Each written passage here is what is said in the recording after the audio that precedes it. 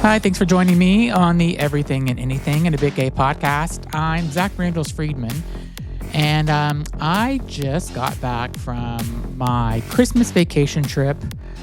Me and my husband went down to New York City, and we have been I have been, and so has he. We've been doing a ton of traveling because of things that's been happening in our life from a professional standpoint and family standpoint. And we decided we were not going to go to New York, and then we were going to stay home during the Christmas week. And we ended up going down to New York City to see family.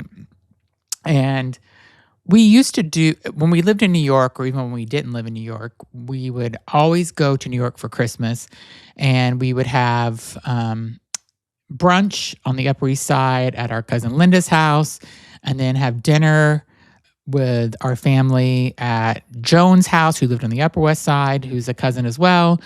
Or Joan would take everybody out to Chinese dinner, which is what Jewish people do on Christmas Eve. And we haven't done that in a long time. And I really, really missed seeing our cousins and seeing family and being there. So this year, whenever Andrew's mother passed away, unfortunately, and right around Thanksgiving time, we seen a lot of this family at the funeral. And they asked what we were doing, and that they haven't seen us in a while, and we missed them, and we love them, and they're all so amazing.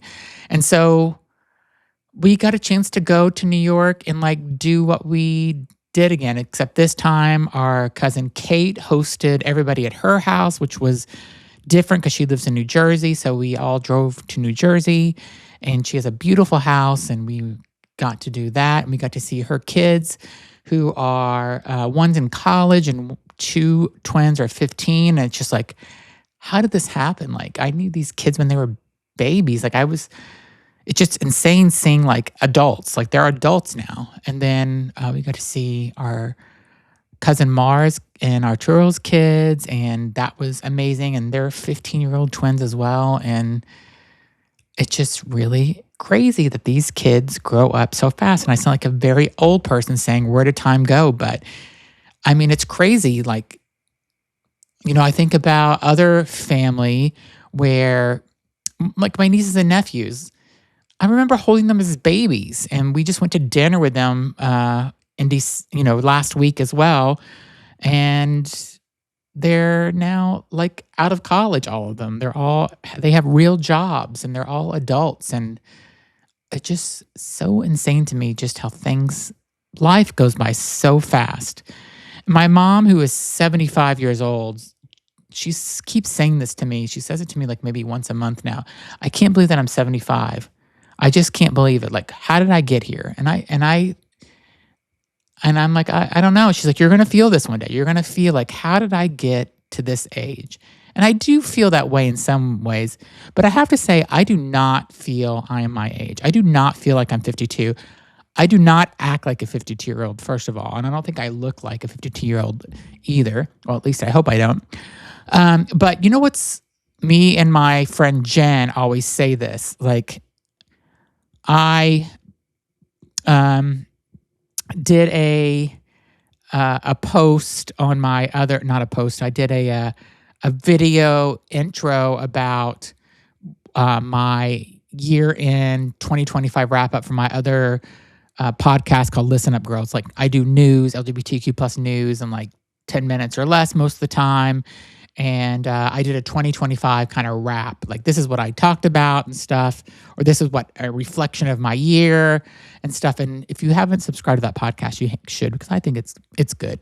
It's different than this one, because this one I interview people and bring people on, and I think are inspiring or interesting. But whenever I did one of my kind of teaser video post saying this episode is coming or it's out, it was about when me and my friend Mandy went to London, and we went out to dinner, and we had too many drinks, and we were staying at the Waldorf Astoria, which is a nice hotel in London. And We started jumping up and down on the bed, yelling, bouncy, bouncy, bouncy. Look at us, bouncy. And just being way too loud. And at one point, I'm like, oh my God, we're so loud. We're going to get kicked out of the Waldorf Astoria, which that's the hotel I stay at every time I go to London or try to. And imagine like I got kicked out and they're like, you're not allowed to come back here. It would have been so horrible. Like London, I wouldn't go back to London, I think, because I would be so embarrassed. But my point is that you just like becoming an adult and feeling like an adult. I don't know. I don't feel like an adult. Like we were sitting at the adults table at Christmas time and I'm like, do we belong here? But it's just like, I guess we do because we're not at the kids table anymore. So yeah. And, and I also think about like, I'm glad I'm not a kid anymore. I'm glad I'm not. I mean, I think it's fun being in your 20s, but I also don't want to like go back there where you're struggling, like trying to find like who you are still or relationships and you don't have the money that you have when you're older and stuff. And you got to worry about that shit. And you don't know who you are. You don't know what your career is going to be. It's not anything I want. I'm happy where I'm at. But I'd like to be back in my 20s because like, I don't know, it was fun to have a billion friends where now your friends, you're more choosy on who your friends are and you don't care as much about having a billion friends. So I'm happy at my age. My guest today, though, is at that point in her life where she is building her career and she's trying to build her brand and she's trying to figure out like what does she want to do. And she's talking about being an influencer and how she's dating in Los Angeles and she's maintaining boundaries and things like that. And she's young, she's really pretty. She moved from Missouri to Los Angeles at the age of 18. She's had a lot of personal growth, and we talked about how does she kind of handle some of the negativity that's out there and that's online as she's trying to, be financially independent and figure out what she's going to do in the world. But I hope you enjoy my episode with Jessi. I think she's really great. Again, she's a beautiful woman, and I enjoy talking with her. And so enjoy the episode and leave a comment and let me know what you think about my episode with Jessi. Thanks so much for listening. Thanks so much for joining me on the Everything and Anything and a Bit Gay podcast. Today I have a brand new guest. She is I'll call her not just a TikTok, Instagram creator, but she's got a lot more going on than just that. But she's definitely becoming an influencer, and I want to welcome her to my show. So welcome, Jessi. Thank you so much for having me. I'm happy to be here. So you are, I heard about you because you had a couple of viral posts that went out on Instagram. Tell me about those and what was your reaction whenever they went viral? Because were you expecting that to happen? No, I was not.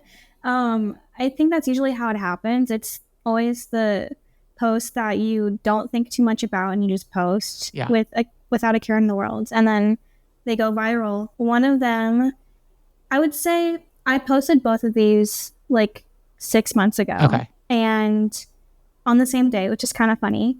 But one of them around that time, it was trending to have a sound with like espresso martinis and just to have fun with it. Okay. And I had a post about that. It's a little bit raunchy, but people seem to like it. What was it? You can say it on my show. Okay. So I said must be my ex because I couldn't find the bean. Okay. Because I had an espresso martini, wanted to do it. Yeah. They didn't give me any espresso beans. So I was just like, what do I do? They're supposed to give you 3. I ordered the espresso martini. I know, for good luck. Yeah. And I got 0. Okay. But it hit 6 million, so that's pretty lucky. That is pretty crazy. And did your ex that you were talking about, did he have any comments or know that you've done this? I have not heard anything. Okay. All right. Well, that's okay. He knows it's out there. That's okay. I'm assuming he does. He definitely knows. If you got 6 million hits on it, he knows it's out there. So. And then what was the other one? Yeah. And the other one, I was at a hockey game and it was basically like POV to first time at a hockey game. Uh-huh. And I filmed my reaction just in awe. And then I filmed the hockey player stretching before the game. Yep. which is my honest reaction. Because when I first got there and they were stretching, I was like, oh my gosh. Yeah. And I'm like, so many people can relate to this. And I'm looking around, I'm like, I'm not the only one. Yeah. So I did a video like that. And that one got, I believe, 5 million. Oh, 3.4 million. Did any of the hockey players respond back or anything to the post? No.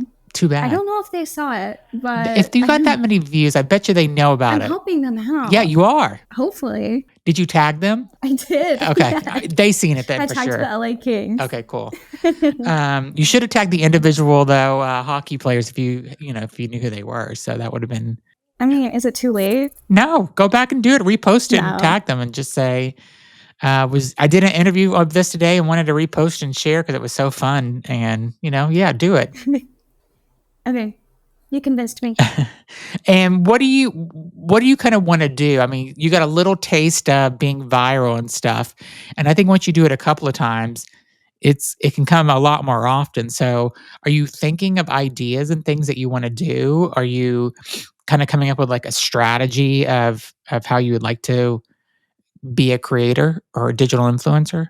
I would say definitely moving forward, I kind of just want to be known as my own brand. Yeah. I want people to know me for me instead of like the girl that does this or the girl that does that, which is great. But I think for me, like there's one creator that I do look up to when it comes to career, and it's Alex Earl, because she is known as Alex Earl. Okay. And she's doing like Super Bowl commercials. She has these partnerships, and that's kind of the trajectory of where I want to go within content. Mm-hmm.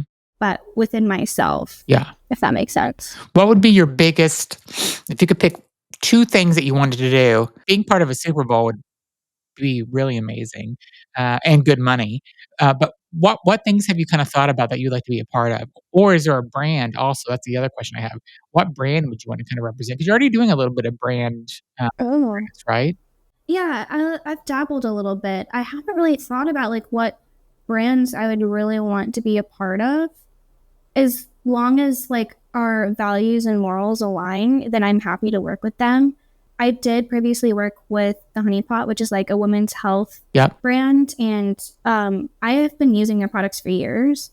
And I was so grateful that they reached out, that they wanted to work with me. And it's great because our values and morals align. Yeah. So I would only want to work with brands that I truly believe are good and that I would actually use their product.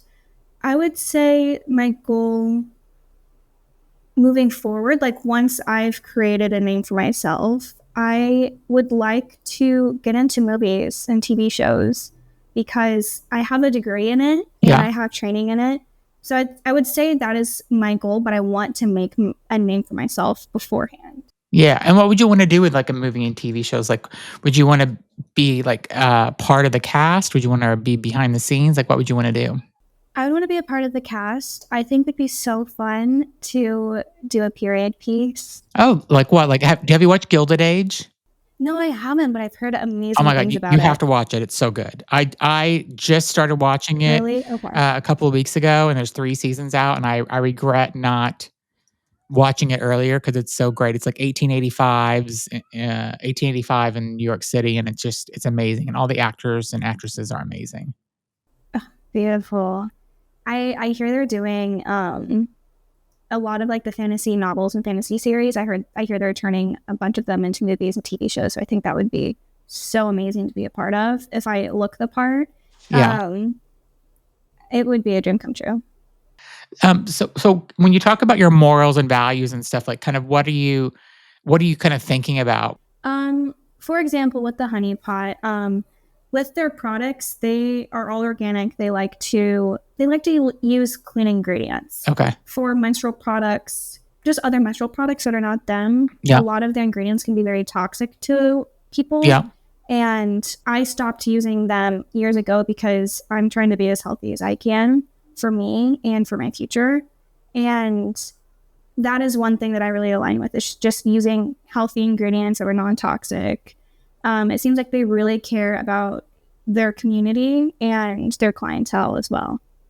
And what has been your kind of reaction from some of the DMs like that you're getting now now that you've got, you've had a couple of viral videos? Are you getting any bizarre DMs? Are you getting guys that are hitting on you? Are you ignoring all those? Like, well, what's kind of happening in that whole area? I do have people in my DMs, and I try to not look at them all that often. I'll schedule a time in my calendar to look at all of my messages, just in case there's like something important, or if like I just want to like chat with some people, some of my followers. And I usually ignore them, but I will say the men that are usually in my DMs are actually pretty nice, pretty respectful. Good. That's shocking to me, actually. Yeah. I'm surprised. It's very shocking. I'm like, okay, wow, this is great. I'm not going to respond, but thank you. But yeah, it's been fine. Okay, what's the dating life? What's the dating situation? I live in LA. Okay. And if you live in LA, it's really hard to date in LA. Yeah. So I am single, and my standards are really high now. Okay. And not a lot of people can meet those standards, and they're high because I'm able to provide what I expect in return. Yeah. And I'm just happy being by myself with my dog. And I really cherish my solitude, that if people want to take me on dates, I'm open to it. Are you on any of the dating apps? I am only on one. I'm only on Raya. And I don't know the last time I got on it. Okay. But recently it's just been kind of like a little game where I just like swipe, but I haven't really been messaging anyone. Anybody famous you've seen on there? Yes, but I haven't like matched with any of them. Okay. I've seen like a few like Disney, Nickelodeon stars. I've seen a few like famous TikTokers. Yeah. Actors. Yeah. Cool. It's been nice. Yeah, I would love to. I'm like, cool, you're here.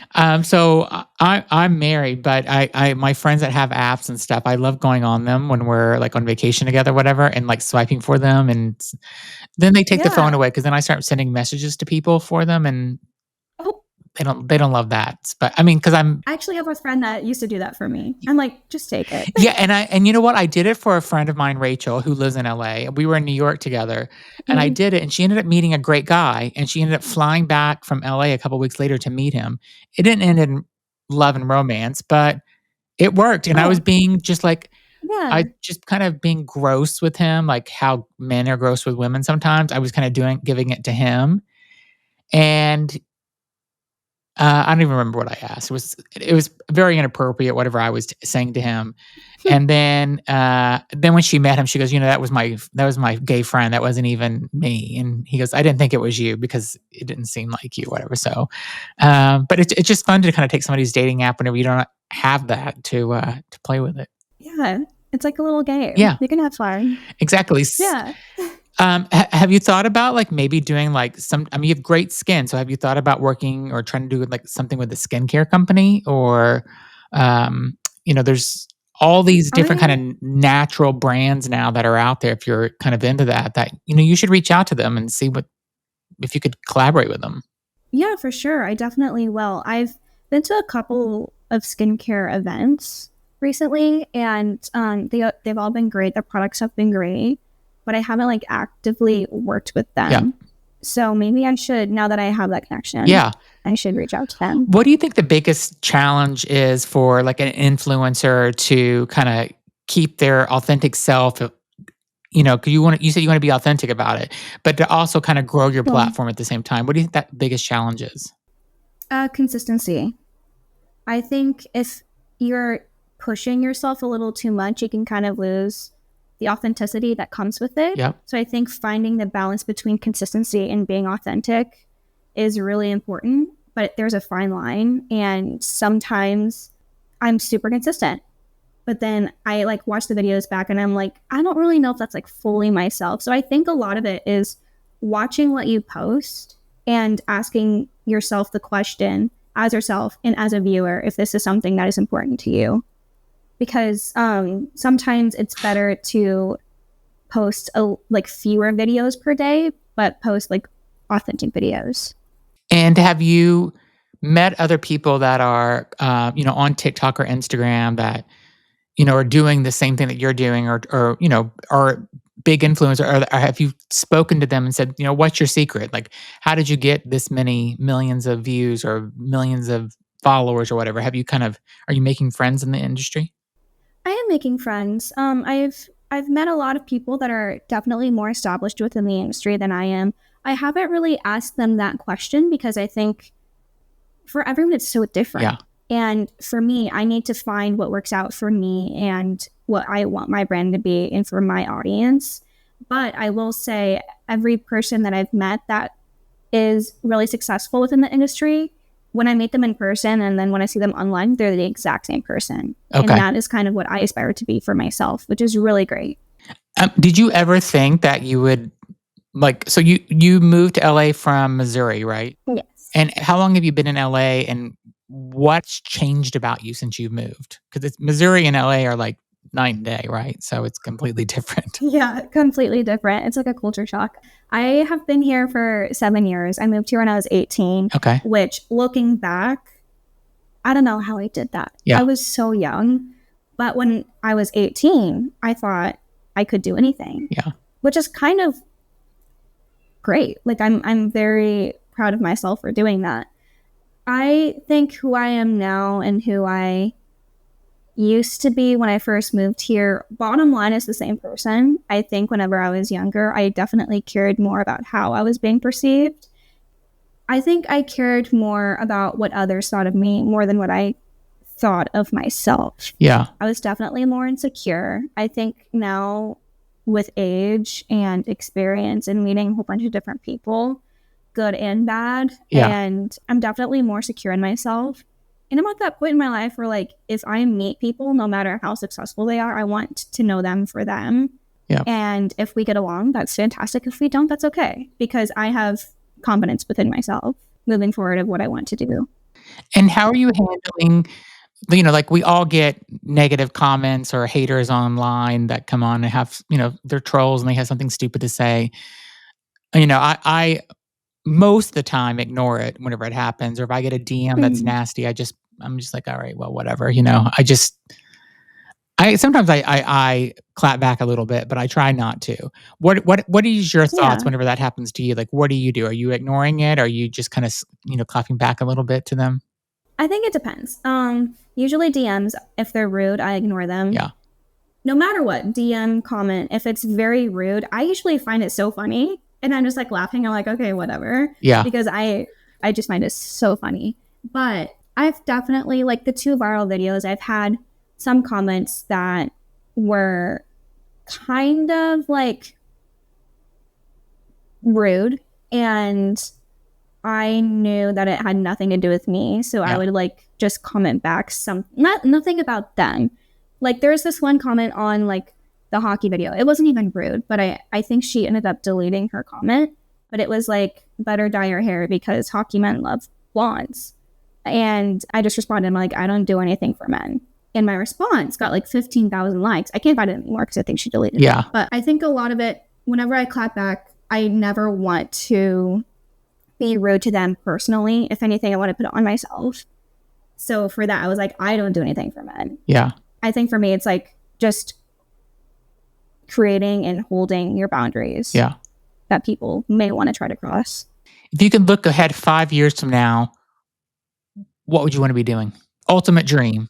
Ultimate dream. I want to be successful to where I would never have to work again. Same. You and me both.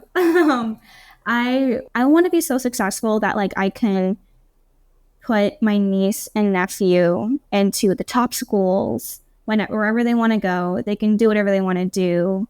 I want to pay off my sister's loans, her student loans. I just want to support my family in any way that I can, because that's what makes me happy. Yeah. But also, like, I also like nice things. So I would like to splurge on, like, nice things for myself, nice trips. Yeah. But ultimately, I just want my family to be set. Do you ever watch Bravo shows?